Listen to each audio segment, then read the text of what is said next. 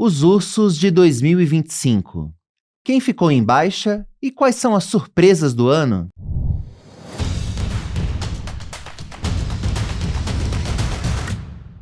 Salve pessoal! Tá no ar o Touros e Ursos, edição especial de fim de ano. Eu sou o Vinícius Pinheiro e aqui na minha frente hoje eu tenho duas jornalistas e caçadoras de ursos. Começando aqui pela minha companheira de bancada aqui na maior parte do ano, a Júlia Vilchen, editora-chefe do Seu Dinheiro. Como é que tá, Júlia? Oi, Vini, tudo bem? Olá a todos os que estão nos ouvindo, nos assistindo.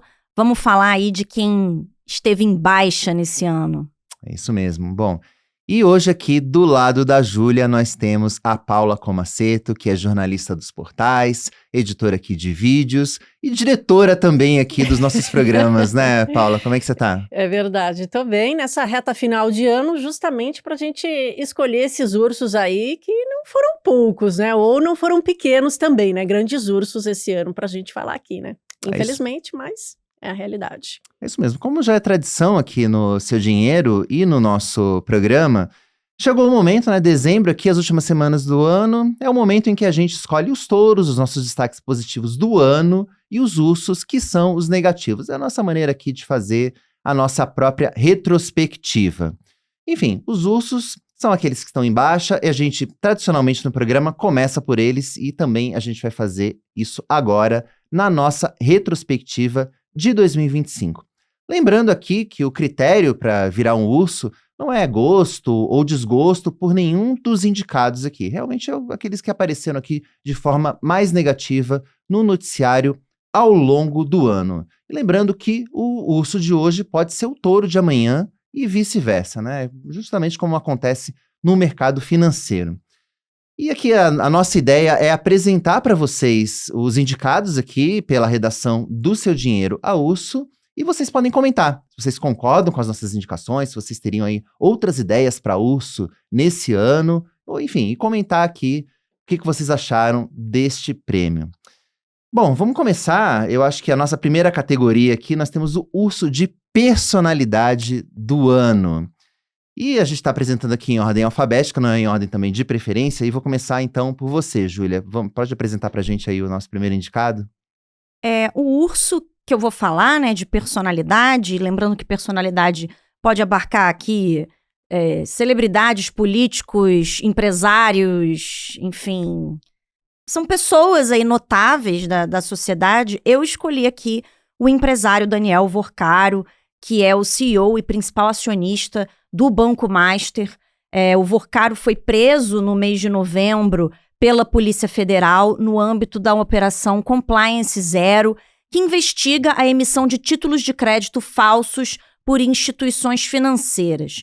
Essa investigação, ela detectou justamente indícios de que o Banco Master teria vendido 12,2 bilhões de reais em carteiras de crédito inexistentes para o Banco de Brasília, o BRB, que estava negociando a compra do banco do Daniel Vorcaro, o Banco Master, operação essa que acabou sendo barrada pelo Banco Central. Após a deflagração da Operação Compliance Zero, o BRB disse que havia recuperado 10 bilhões nesses créditos. O Vorcaro foi preso enquanto tentava deixar o Brasil a caminho dos Emirados Árabes Unidos, num avião particular, a fim de supostamente acertar a venda do Master para um fundo árabe, que é uma operação até que tinha sido noticiada na véspera da prisão do empresário. A Polícia Federal, no entanto, considerou que essa viagem era, na verdade, uma tentativa de fuga, acabou prendendo preventivamente o empresário Daniel Vorcaro e, simultaneamente a essa prisão, o Banco Central também decretou a liquidação extrajudicial do Banco Master. Então, o banco tecnicamente quebrou, né? E ele já vinha apresentando realmente problemas de liquidez há vários meses. Tanto é que vinha tentando vender ativos, inclusive fechar aí essa venda inicial para o BRB e depois essa suposta venda aí para um fundo árabe. O Vorcaro acabou liberado dessa prisão, só que foi obrigado a entregar o seu passaporte, também usar tornozeleira eletrônica, e essa investigação acabou subindo da Justiça Federal para o STF, depois que um deputado federal foi citado nas investigações. Então, por causa de todo esse imbróglio, né, e esses problemas envolvendo o Master e também essa investigação e essa prisão, o Daniel Vorcaro é minha personalidade urso desse ano. Eu quero saber quem é que vai fazer a série ou filme do Banco Master, porque essa prisão do Vorcaro no aeroporto, a caminho do exterior, ela é muito... Cinematográfica. Muito cinematográfica, exatamente. Você consegue enxergar a cena, né? Quem poderia ser escalado aí para o papel de Daniel Vorcaro? Selton Mello? E ele é um personagem muito interessante do mundo empresarial brasileiro, então realmente se fosse retratado aí de uma forma cinematográfica, seria interessante de ver. Selton Mello, Wagner Moura, quem vocês acham que poderia retratar Daniel Vorcaro nas telas? Bom, fica aqui como o nosso primeiro indicado, a Urso de 2025. E vou falar do próximo indicado aqui, que é o ex-presidente Jair Bolsonaro. Acredito que nem o mais fervoroso bolsonarista enxergue o ano do ex-presidente como favorável. Bolsonaro foi condenado a 27 anos e 3 meses de prisão no processo por tentativa de golpe de Estado pelo STF. Mas ele teve a prisão domiciliar decretada já em agosto pelo ministro Alexandre de Moraes, ali sob a alegação de que ele teria violado a restrição de uso das redes sociais. Vamos lembrar, teve um protesto nas ruas do Brasil ali em agosto e o ex-presidente acabou aparecendo ali mandando uma mensagem para as pessoas que estavam ali protestando contra o processo em curso. E o que acabou foi que em novembro ele acabou detido preventivamente depois de ter violado a tornozeleira eletrônica com uma solda. E depois ali da condenação, ele agora já está cumprindo a pena na Superintendência da Polícia Federal em Brasília. Enfim, foi sem dúvida nenhuma um ano bem negativo para o ex-presidente Jair Bolsonaro, mas apesar disso, o bolsonarismo não está enterrado e segue como uma força política relevante no país, e acredito que um sinal bem importante disso foi a pesquisa que saiu recentemente da Quest, que mostra que o senador Flávio Bolsonaro aparece como um forte candidato, né, com mais de 20%, com 23% aqui, para ser mais preciso. O filho do ex-presidente aparece com 23% das intenções de voto, bem à frente do governador de São Paulo, Tarcísio de Freitas, que tem aí a preferência de 10% do eleitorado, de acordo com a pesquisa da Quest. Lembrando que o governador de São Paulo é o favorito do mercado financeiro. De qualquer maneira, diante de tudo que aconteceu nesse ano de 2025, fica aqui a indicação para o ex-presidente Jair Bolsonaro. Pode comentar aí para você dizer se concorda, se você discorda dessa indicação. E, Paula, vou deixar você fechar aqui para falar qual é o nosso terceiro indicado, a Urso do Ano. E o meu não vai fugir muito desse cenário da política, né? Eu acho que quando a gente fala normalmente de ursos aí, a gente também pode falar normalmente de política sempre envolvendo, né? Quando a gente fala principalmente aqui de investimentos, economia, os dois assuntos se misturam. E claro, acho que não é nenhuma figura nova quando a gente fala aqui, mas trazendo o Nicolás Maduro também, que esse ano foi um ano muito duro, principalmente depois aí que Donald Trump, né, voltou ali a ser presidente dos Estados Unidos. E recentemente a gente tem visto justamente essa guerra contra ali o presidente ali da Venezuela, principalmente ali nos mares, né? Ontem, inclusive, Donald Trump, né, quando a gente está gravando aqui, na verdade, no dia que a gente está gravando, Donald Trump soltando ali, né, na sua rede social, dizendo ali, vamos dizer, a maior, né, o maior ataque contra a Venezuela. Está sofrendo bastante, né, Nicolás Maduro, em relação a essa estrutura internacional, porque também, né, a gente tem visto no próprio relacionamento, às vezes a gente fala ali, né, de conversas com o próprio presidente Lula, mas que às vezes também acaba se tensionando ali um pouco, mas também a relação do próprio presidente dentro, né, dentro do próprio país, ali no colapso mesmo de narrativa interna mesmo, né, assim, a economia desacelerando, um grande, né, a desvalorização do dólar ali, né, na verdade a valorização do dólar e também essa dependência muito grande com o petróleo, que agora também tem sido o alvo de Donald Trump, com várias sanções contra, né, ali a Venezuela. A gente tem visto nos últimos meses esses ataques contra esses barcos ali no Mar do Caribe, enfim. Nicolás Maduro realmente não é uma figura nova, mas é uma figura ali que traz muita turbulência política, quando a gente fala. E em 2025 foi realmente aí uma perda muito grande, na minha avaliação, né?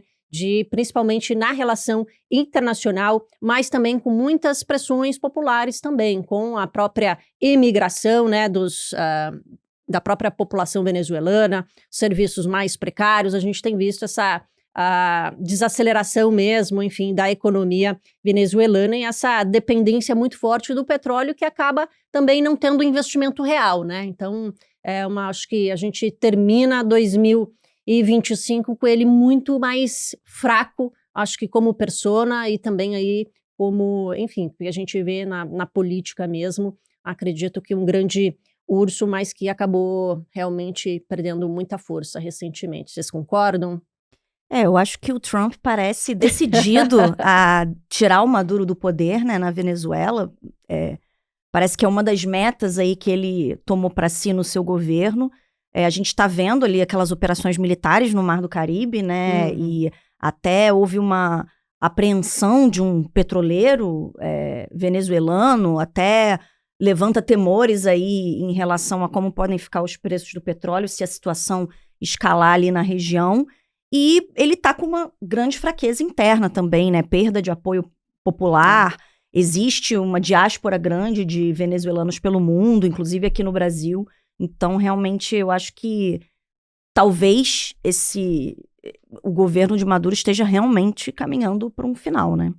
É um ditador que não conseguiu nem sequer ter a competência de fraudar decentemente as eleições. Vamos lembrar que ele não conseguiu apresentar nem as atas que fossem fraudadas, nem isso ele conseguiu. Então perdeu muito o apoio que ainda tinha da comunidade internacional, mesmo o Brasil. A gente sabe que o governo Lula tem vários simpatizantes do regime do Maduro, mas mesmo o governo brasileiro e a diplomacia brasileira já estão tratando o tema, já estão tratando o assunto Venezuela de uma maneira bem mais distante, tentando exercer ali mais um papel de mediador. Enfim, vamos ver se o Maduro resiste a mais essa pressão. Vamos lembrar que o regime, várias vezes, já balançou, mas não caiu. Acho que de qualquer maneira, fica, acho que uma indicação aqui a urso, realmente, acho que não há dúvida de que foi um ano de baixa para o Nicolás Maduro. Bom, então vamos só recapitular aqui os nossos indicados, a personalidade, né, a urso de personalidade do ano. Então, Daniel Vorcaro, dono do Banco Master, dono do Banco Master aí sob intervenção pelo Banco Central, o ex-presidente do Brasil, Jair Bolsonaro, e o ditador, presidente, como quiserem, da Venezuela, Nicolás Maduro. Bom, vamos agora para a nossa segunda categoria, que é os indicados aqui a urso corporativo de 2025. Vamos falar aqui das empresas que atravessaram um momento de baixa neste ano. E eu vou começar falando aqui, a gente está falando todos em ordem alfabética, não de preferência, e vamos começar aqui pela Ambipar. Eu vou começar falando, se vocês me permitirem, que a empresa, até bem pouco tempo atrás, era vista ou tentava se vender como uma referência em ESG, mas acabou contaminando, digamos assim, o meio ambiente da Bolsa Brasileira em 2025. Em outubro, a Ambipar pediu recuperação judicial, com uma dívida de quase 11 bilhões de reais, mas os sinais de que tinha alguma coisa estranha na empresa já vem de bem antes. Lá no Seu Dinheiro, eu mesmo escrevi algumas matérias sobre essa empresa, principalmente quando aconteceu uma valorização dos papéis de uma maneira muito esquisita em 2024. A Ambipar chegou a ter uma valorização de mais de 1000% na Bolsa em um espaço curtíssimo de tempo. No melhor momento da empresa, a Ambipar chegou a valer mais do que empresas como Gerdau e Embraer. Enfim, algo claramente estava fora de lugar naquele momento. E a CVM depois abriu um processo administrativo para investigar, e a área técnica concluiu que a valorização tinha sido fruto ali de um movimento coordenado entre o fundador e o CEO da Ambipar, o Técio Borleng Jr., com o empresário Nelson Tanuri, que também tem uma participação na empresa. E como se não bastasse, depois ali do pedido de recuperação judicial, criou-se uma suspeita sobre os balanços da companhia. A empresa dizia, por exemplo, ter um caixa de 4 bilhões e 700 milhões de reais. E agora há uma dúvida se realmente esse dinheiro existe e em que volume. Bom, enfim, como resumo, ela entrou aqui para o Hall da Fama do nada honroso dos ursos, né, com essa façanha de transformar a sigla de ESG em estamos sem grana, né? Então, fica aqui a indicação para a Ambipar como urso corporativo. E Faltou agora... o G, né? O que faltou principalmente foi o G nessa empresa de governança. Porque, de fato, assim, é até frustrante, porque o negócio da companhia é, de fato, é um negócio ESG de fato, né? Um negócio realmente de sustentabilidade, extremamente necessário na atualidade. Podia ser uma grande tese brasileira de sustentabilidade, mas sem G não dá para implementar nem o E nem o S, como a gente está vendo. A empresa claramente meteu os pés pelas mãos, ela saiu fazendo muitas aquisições depois da abertura de capital, se endividou muito e deveria ser o caso de passar por uma reestruturação da dívida, assim, seja via recuperação judicial ou extrajudicial, sentar com os credores e renegociar, porque realmente é uma empresa que eu entendo que até é necessária. Ela trata ali de resíduos industriais, ela também tem uma parte que cuida de quando tem algum tipo de incidente ambiental, ela vai lá e tem um procedimento para, enfim, para cobrir ali, né? Tirar os resíduos ali, né? Exatamente. Então, é uma empresa necessária. Espero que a companhia se reerga, mas que eventuais malfeitos sejam investigados e os responsáveis punidos. Por falar em punição, Júlia, que o seu urso corporativo aqui tem até uma ligação aqui indireta com a Ambipar. Tem, né? A gente está falando aqui, a gente sabe que o Vorcar, o Tanuri, né, tem negócios juntos e o Master com a Ambipar. E eu vou falar justamente do Banco Master aqui, dando continuidade ao que eu já estava falando antes do Daniel Vorcaro. E para além da investigação de fraude, tem outras questões, né, do Banco Master. O Banco Master foi um banco que, como a gente fala aqui popularmente, quebrou nesse ano de 2025, né? Teve uma tentativa de venda dos seus ativos, da maior parte dos seus ativos, para o Banco de Brasília, o BRB, mas essa venda acabou barrada pelo Banco Central, como eu já falei, e ele teve a sua liquidação extrajudicial decretada pelo BC depois dessas tentativas frustradas de vendas de ativos, seja para o BRB, seja para outros agentes de mercado. Já existia um entendimento geral do mercado de que o Banco Master estava com a sua liquidez reduzida para cumprir as suas obrigações. E o que aconteceu, né? Como é que o Banco Master fazia negócio, né? Ele ficou bastante conhecido por captar recursos no mercado mediante a emissão de títulos bancários, como CDBs ou letras financeiras, remunerando sempre bem acima da média de mercado para esse tipo de título de renda fixa. E no caso dos CDBs, ele se valia muito da garantia do Fundo Garantidor de Créditos, né? Aquela cobertura de R$250 mil por CPF ou CNPJ por emissor. Ao mesmo tempo, com esses recursos captados, o banco investia em operações muito arriscadas, então ações de empresas encrencadas ou então títulos de baixíssima liquidez, como, por exemplo, precatórios.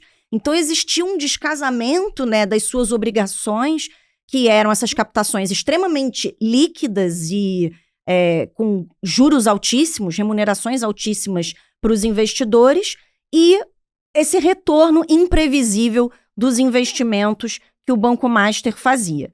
Então, no final das contas, o banco tentou fazer uma reestruturação que não deu certo, teve a intervenção decretada e, como resultado, os investidores do Banco Master, né, dos títulos de renda fixa do Banco Master, entraram para essa fila de credores para receber, tentar receber alguma coisa do que tinham aplicado.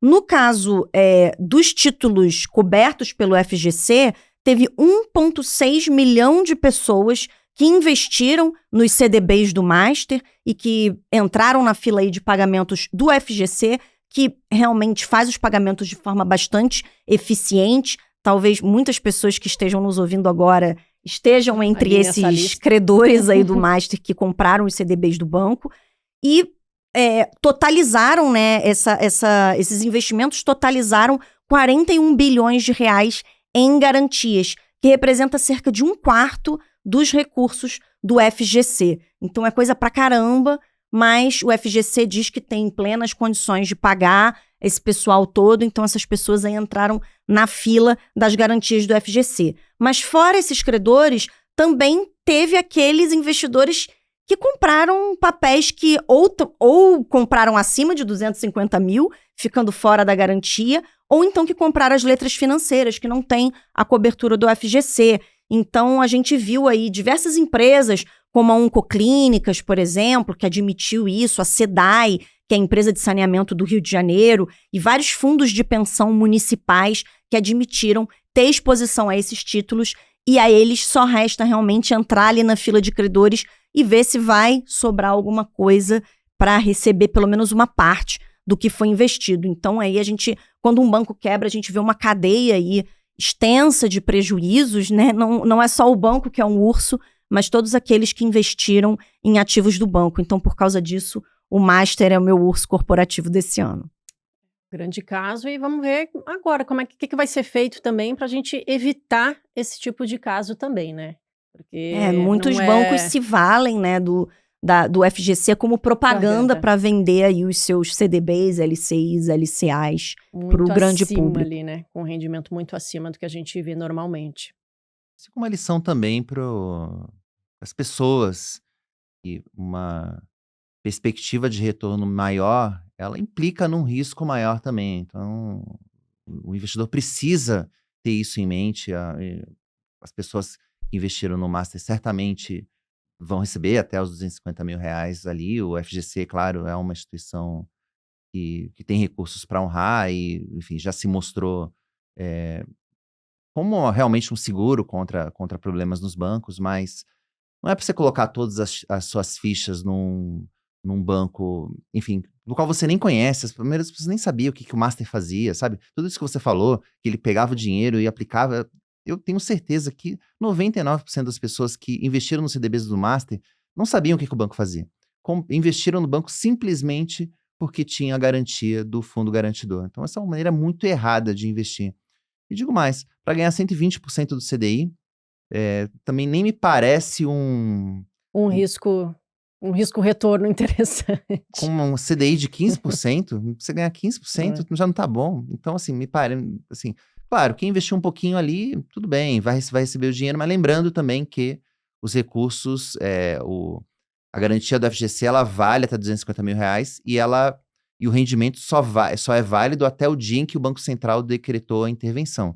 Então, as pessoas, desde o dia que o Banco Central interveio no Master, as pessoas já não estão recebendo nenhum centavo a mais. Então, não tem rentabilidade depois da intervenção. Entre a intervenção e o pagamento da garantia, o título não rende mais. Então, é rentabilidade só até a data da intervenção. Então, esses 120 do CDI já nem vão ser mais, porque a rentabilidade... O dinheiro ficou preso lá por mais tempo, sem rentabilidade nenhuma. E a rentabilidade está sendo comida nesse meio tempo. Bom, mas vamos lá, vamos ao nosso terceiro indicado aqui, Paula. Bora lá, o meu também, acho que posso falar que é um urso corporativo bastante recorrente. Quando a gente fala aqui, meu urso, então, corporativo desse ano vai para a Oi, né? Quando a gente está falando aqui da empresa que a justiça decretou falência, depois acabou voltando ali atrás com o pedido dos credores, né? Principalmente ali dos bancões, Itaú, Bradesco, mas esse ursão, né, que já teve ali, quando eu falo de recorrente aqui, só lembrando, a Oi entrou com a primeira recuperação judicial lá em 2016. Então, a gente está falando aqui de quase 10 anos de problemas, então, que a Oi vem passando e recorrentemente aqui sendo um urso, então. Mas aqui lembrando, né, a primeira recuperação judicial começou em 2016, mas foi até dezembro de 2022. mas não demorou muito para voltar para a recuperação judicial, né? Conseguiu ali sair, mas 3 meses depois acabou voltando, então, ali em março de 2023 ali, mas nessa primeira recuperação judicial acabou renegociando aí 65 bilhões de reais, né, com mais de 55 mil credores, mas acontece que em março de 2023, então, entrou então com a segunda proteção aí contra credores no valor de 43,7 bilhões de reais, né? Lembrando aqui, então, que continua, a gente viu esse caso da Oi, mas no mês passado, então, com a justiça decretando falência e aí voltando atrás com o pedido ali, então, do Itaú e do Bradesco recorrendo, né? Mas a gente teve também uma notícia recente da Oi, que dá manutenção pela suspensão, então deu, vamos dizer assim, um pouco mais de respiro para a Oi nesse finalzinho de ano, né, tem ali vamos dizer, uma data ali até dia 20 de janeiro ali, para, vamos dizer assim, com essa suspensão de pagamentos e também obrigações extraconcursais, né, então até o final de janeiro aí, mas lembrando que Bradesco e Itaú, principalmente, foram os que entraram aí, entrando principalmente com a justificativa, né, que influenciaria ali muito no pagamento de risco também, né, quando a gente fala ali do risco da Oi, justamente no fluxo de caixa da companhia, mas acontece que a Oi justamente, né, eu acho que quando a gente fala aqui de recuperações judiciais, 2025 foi um ano muito negativo, né, para as empresas. A gente tem a Selic a 15% ao ano, isso, claro, impacta diretamente nas empresas, mas não um caso, vamos dizer, novo para a Oi, então, mas que vem com ursão aí. Lembrando, né, a gente teve ali, com a decretação da falência, ficou sem negociar na Bolsa, mas voltou, e hoje a ação vale menos de 20 centavos, né? Então, realmente, a gente vê essas movimentações até, quando a gente fala aqui propriamente da ação da Oi, muito fortes ali, mas justamente falando de uma penny stock, né? Acho que um caso muito raro aí de alguém que queira entrar na Oi hoje, justamente devido a essas preocupações da companhia que seguem, né? Mas vamos ver, conseguiu um respiro agora nesse final de ano, mas, né, sem muitas perspectivas positivas para a companhia, né, que tentou ali, também acabou se livrando de ativos durante esse tempo, mas não tem, me parece aqui, muita solução para a companhia, né? Não vejo, porque ela, como você disse, a Oi já praticamente se desfez de todos os ativos rentáveis ou estratégicos, incluindo a operação de telefonia móvel. Ela arrecadou 16 bilhões e meio de reais com a venda da operação de telefonia móvel e ainda assim não resolveu os problemas. Lembrando que a Oi era uma das campeãs nacionais lá atrás, ali ainda no segundo governo Lula, no final da década ali de 2000, foi uma das apostas do governo. Então, a junção da antiga Telemar com a Brasil Telecom, formando uma empresa gigante. Eu costumo dizer, já falei aqui no podcast, que quando eu comecei a cobrir bolsa, lá enfim, há uns 20 anos atrás, a Telemar era a principal ação do Ibovespa. Era a ação, é o que seria a Petrobras, a Vale hoje, era a Telemar. Assim, era uma empresa que a gente tinha que acompanhar todos os passos e estava ali as ações nas mãos dos maiores investidores do país. Incrível como essa empresa foi dilapidada e a gente viu ela agonizar em praça pública durante todo esse período. Realmente triste esse episódio, mas, enfim, problemas aí corporativos e com muitas empresas que a gente enxerga aqui no nosso trabalho. E até vejo, assim, sobre a viabilidade. Outras empresas entraram em recuperação judicial ao longo desse ano. Um exemplo que me vem à cabeça, a Azul, por exemplo. A Azul é uma empresa aérea, você vê, as pessoas querem voar, o produto dela, né, o serviço que ela oferece, que é o transporte aéreo, tem uma alta demanda no Brasil, ela acabou sofrendo ali por um problema circunstancial e do setor aéreo, mas, enfim, as pessoas vão precisar voar. Agora, assim, o que a Oi oferece hoje que é essencial e que vai fazê-la sobreviver e ficar de pé? Acho que é uma situação bem difícil. Acabou apostando vamos dizer ali, nos produtos errados, né? Quando a gente fala ali, acabou... Também fazendo aquisições muito erradas, também. Né? A Oi, provavelmente, quando o seu dinheiro completar 10 anos, a gente pode fazer um touros e ursos da década, e a Oi talvez seja o urso corporativo da década, né? Por todo esse processo. Sem dúvida. Um dos grandes da Bolsa também, né? Na Com época, certeza. foi a maior recuperação judicial de 2016, foi a maior recuperação judicial da história do Brasil, essa na época a Oi com dívidas de 65 bilhões de reais. Bom, vamos lá, os nossos indicados então, a Urso Corporativo, são a Ambipar, o Banco Master e a Oi. Bom, então vamos aqui à nossa terceira categoria do nosso programa, que é o urso de pior investimento de 2025. E Paula, mais uma vez aí você está aqui para apresentar o nosso primeiro indicado. Nossa, vamos lá então, que também esse aqui de investimento, que foi, eu acho que quando a gente fala de touro do ano passado, foi o Bitcoin, né? Quando a gente fala ali de valorização, mas como o Vini bem apresentou aqui no início, não significa, né, que vai ficar como touro ou vai ficar como urso, tanto que nesse ano trouxe aqui o Bitcoin como grande urso aqui de investimento do ano, justamente nessa perspectiva muito positiva que a gente finalizou 2024, mas 2025 nessa expectativa muito forte, né, com a volta de Donald Trump ali, né, um cara muito favorável às criptomoedas. Tivemos ali, quando a gente fala com os próprios especialistas em cripto, de que houve um avanço muito grande para as criptomoedas, enfim, ETFs, quando a gente fala ali também de negociações, grandes fundos, e acabou sendo cogitado também como uma reserva de valor juntamente com o ouro, mas que não se comprovou, na minha visão, é que o ouro, muito pelo contrário, né, se a gente, não vou fazer nenhum spoiler nem nada, mas só comparando aqui, teve uma direção muito contrária do Bitcoin, se comprovando, claro, uma reserva de valor. Mas só lembrando, no dia 7 de outubro, a gente teve até uma boa, a máxima do Bitcoin, inclusive a máxima das máximas e a máxima do ano, ali nos 124 mil dólares. Mas acabou, desde então, do dia 7, a gente tem uma queda de 30%.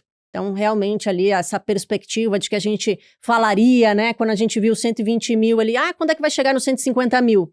Não chegou no 150 mil, né, e tem os mais otimistas ainda falam do Bitcoin a 1 milhão, mas vamos acompanhando, porque justamente, o Vini falou aqui, não colocar, né, vamos dizer, quando a gente fala aqui os ovos numa cesta só, e a gente fala de cripto, um mercado muito volátil, que continua sendo muito volátil mesmo, mas que deve ali compor apenas uma parcela mesmo, porque a gente está falando agora do Bitcoin nesse finalzinho de ano abaixo dos 90 mil dólares. Então, a gente até nem vê uma diferença tão grande do início para agora, mas quando a gente fala da máxima, do máximo de otimismo, acima dos 120 mil dólares, cair para baixo dos 90 é bastante, eu acho que quem investiu lá na máxima, acho que pode ter se arrependido um pouquinho, de repente, vou colocar um pouco mais aqui, mas acabou, na verdade, perdendo dinheiro, né? Mas eu acho que causou uma frustração muito grande, principalmente desse caminho que o Bitcoin veio tendo nesses últimos anos, principalmente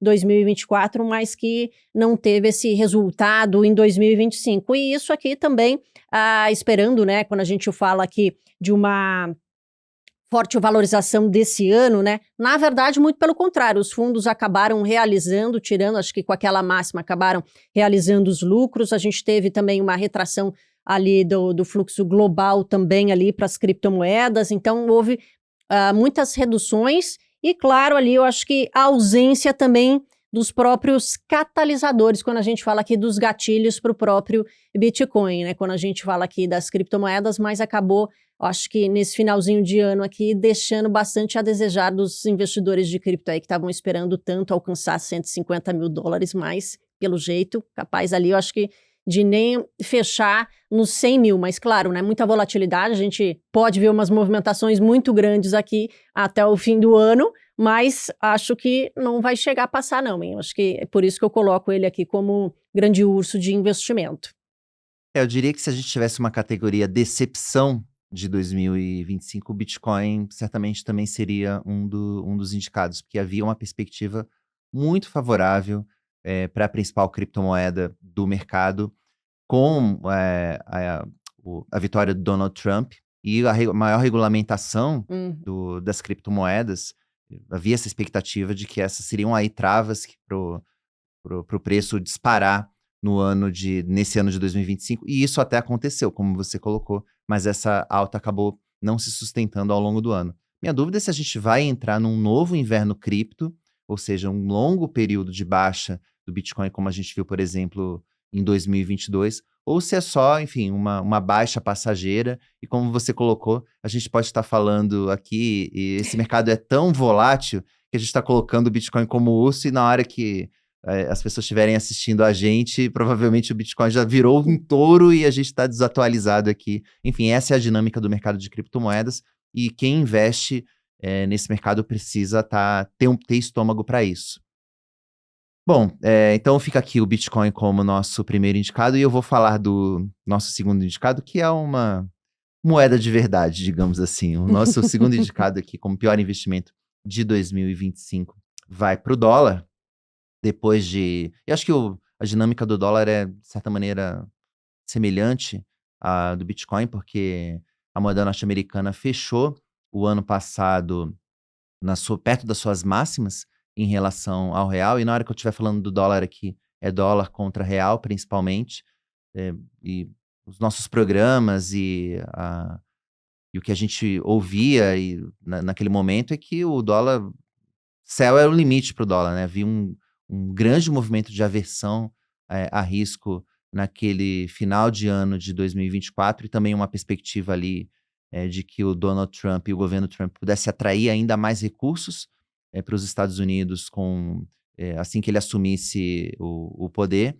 Isso levou ao dólar atingir máximas em relação ao real, mas o que aconteceu foi exatamente o oposto. Assim que o Trump assumiu, o dólar começou a cair, engatou uma trajetória de queda, e no pior momento para o dólar e melhor para o real, a moeda chegou a ficar cotada ali na casa dos R$ 5,20. E algumas pessoas colocaram, inclusive aqui no podcast, a possibilidade da moeda ir para R$ 5,00 ou até menos. Então, o humor em relação ao dólar mudou completamente. E fica assim, por que isso aconteceu, né? Acho que eu poderia responder e dar dois culpados aqui, entre aspas, pelo dólar fraco. O primeiro é o Donald Trump e o segundo é o Gabriel Galípolo, podemos dizer assim. Trump abalou aí a confiança do mercado, principalmente ali com o tarifaço na primeira metade do ano. A gente vai falar um pouco mais sobre isso ainda.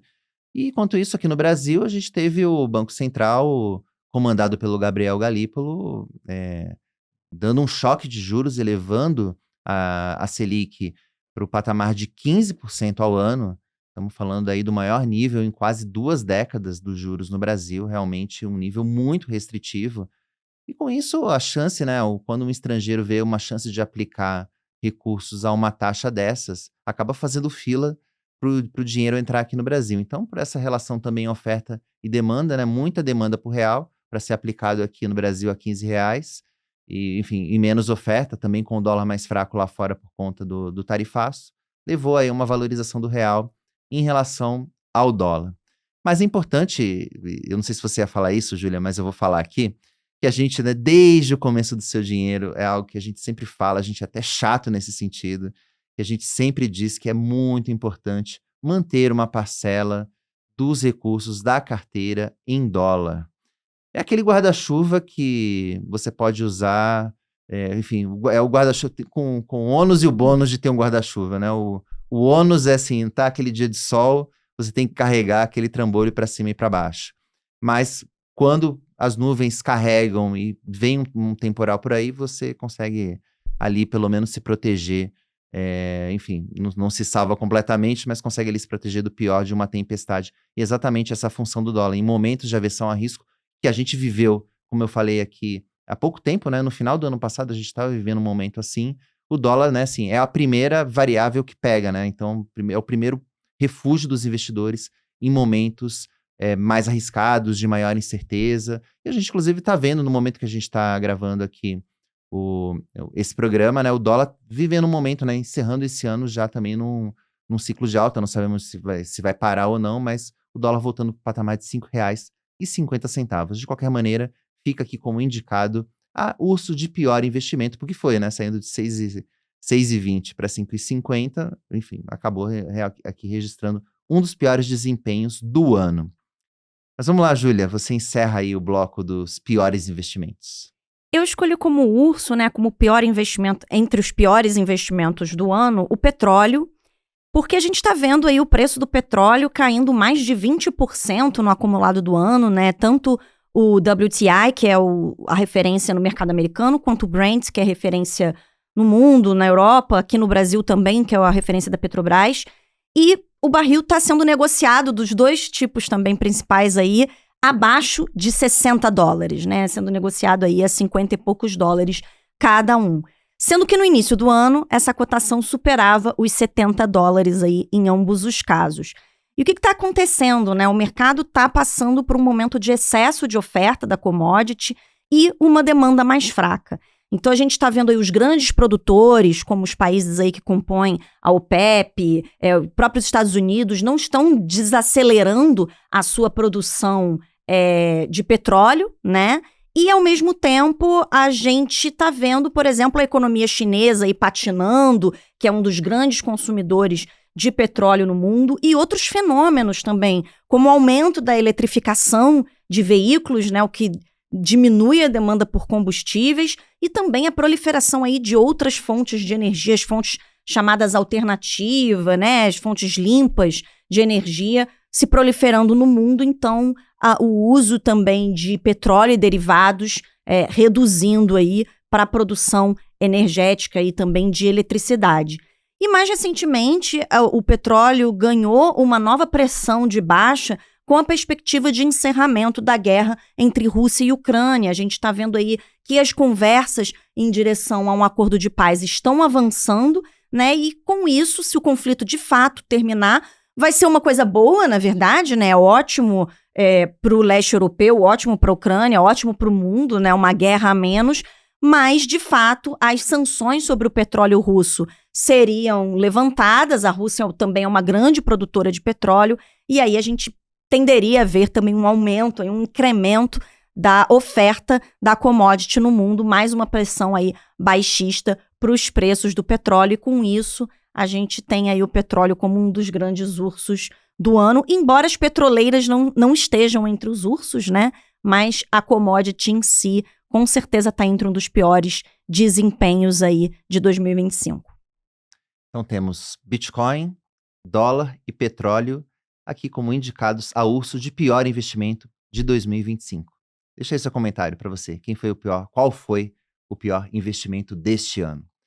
E vamos para a nossa última categoria. A gente criou aqui uma categoria diferente para o nosso programa especial aqui dos ursos de 2025, que são as maiores surpresas de 2025. Eu vou começar mais uma vez, porque, na nossa visão, o dólar merece mais uma indicação aqui, porque o dólar fraco no mundo foi uma das grandes surpresas deste ano. A gente teve, então, um enfraquecimento da moeda norte-americana, não só em relação ao real, como praticamente todas as divisas globais. Então, a gente tem, e a maneira como a gente mede isso, a maneira que o mercado mede o desempenho do dólar é pelo DXY, né, que é um índice que compara o dólar com uma cesta de moedas fortes, e esse indicador registrou uma queda de quase 10%, vinha registrando pelo menos até o momento da nossa gravação aqui, uma queda de 10% aqui no que vai de 2025. Lembrando, a expectativa do início do ano era oposta. Esperava-se que as políticas do presidente Donald Trump atraíssem ainda mais recursos para os Estados Unidos, o que isso, em tese, fortaleceria o dólar. Mas a surpresa ali com o tarifaço no que já se tornou célebre, Liberation Day, abalou essa visão de que os Estados Unidos têm regras estáveis. Aí o que o investidor faz? Ele acaba, deixa eu dar uma diversificada aqui, deixa eu tirar um pouco do dinheiro que eu tenho aqui nos Estados Unidos e vamos colocar em outros lugares. Inclusive nós, né, aqui no Brasil, isso acabou nos beneficiando ao longo desse ano.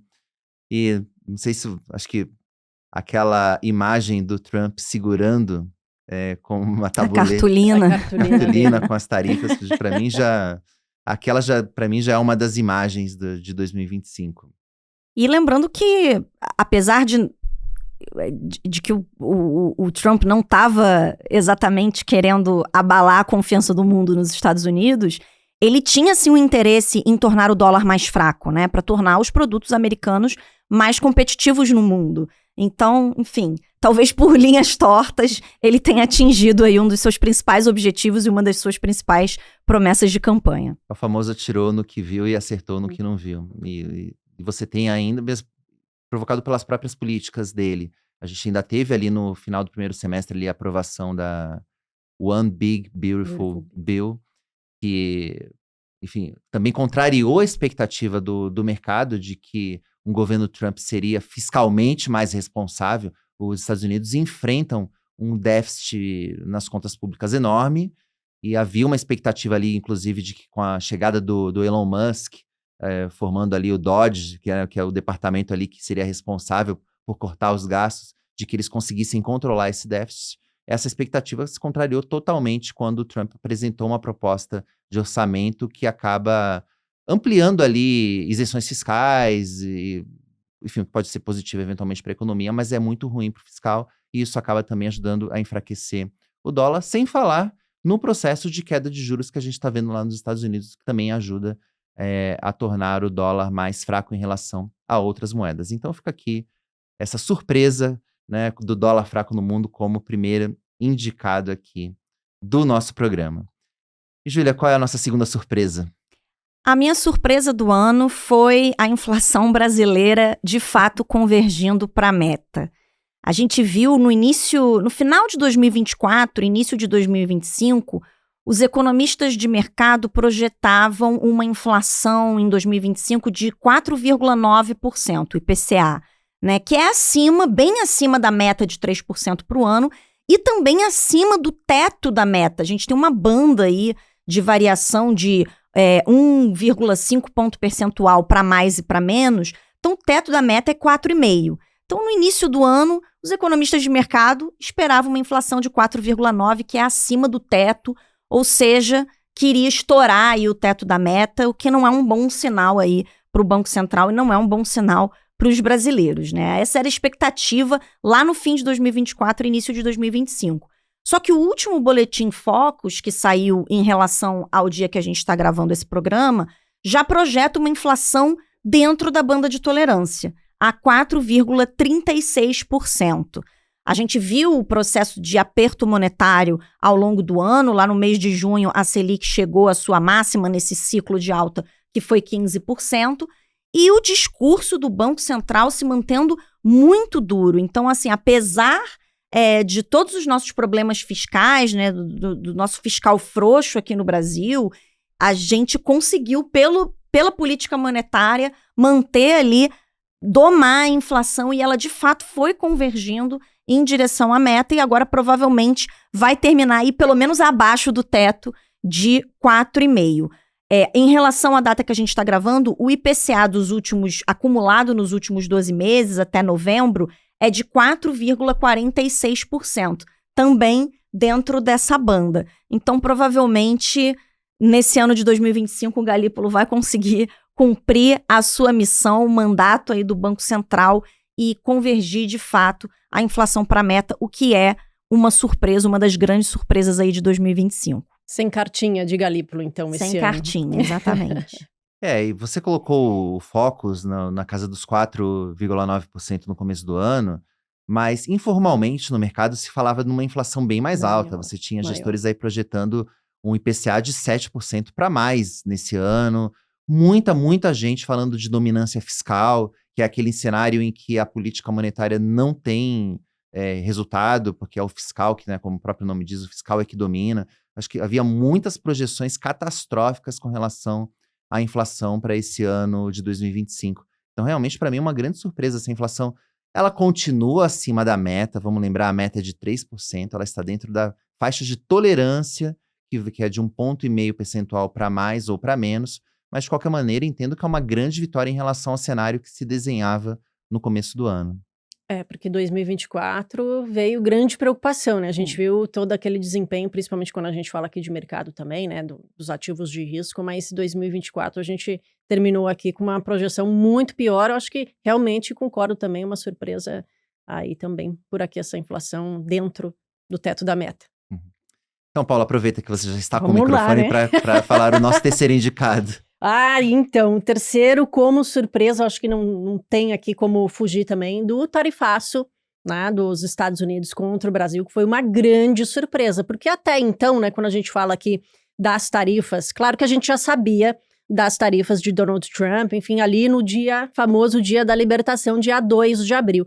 Mas quando a gente viu a planilha, a cartolina do Trump, a perspectiva para o Brasil era muito mais positiva.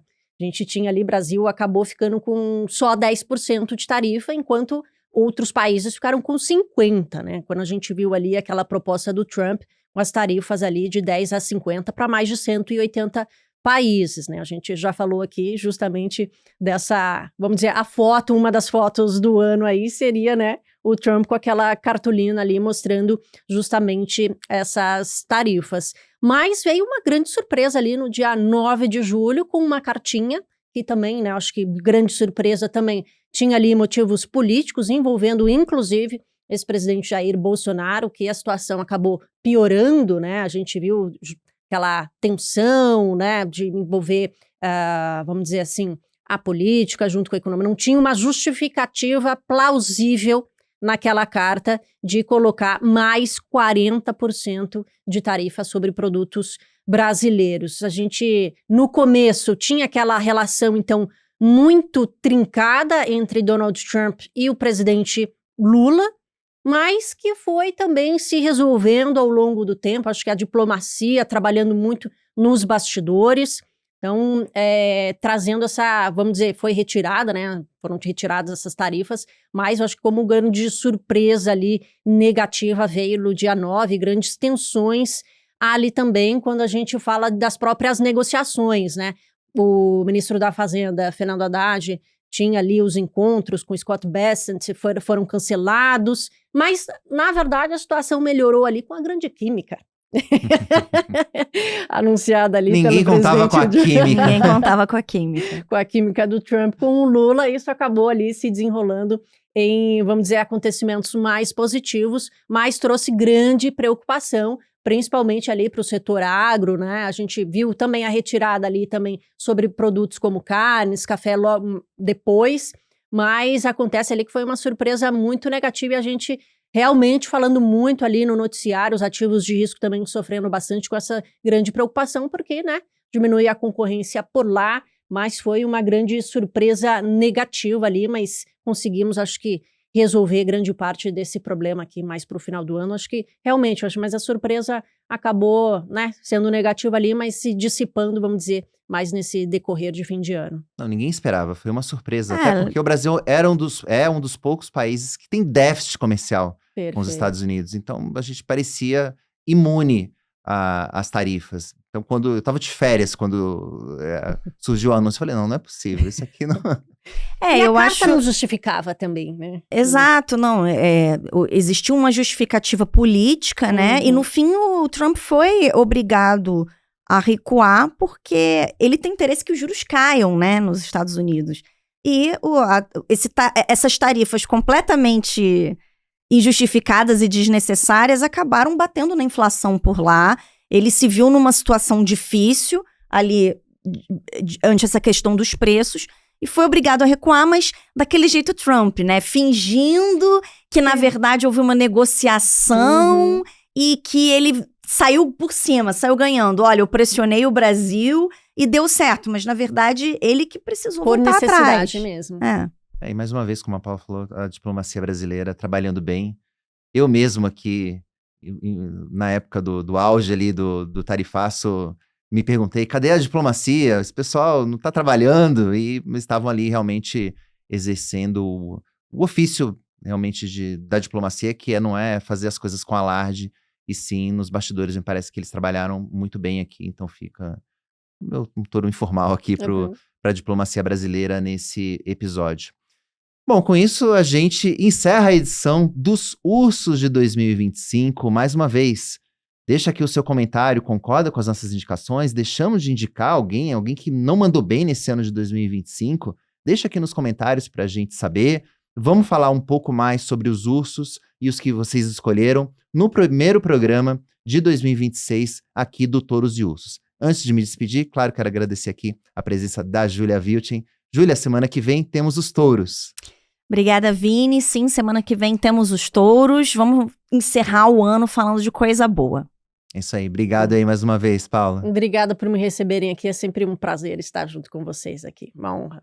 Isso aí, até semana que vem, um Feliz Natal a todos, aquele abraço.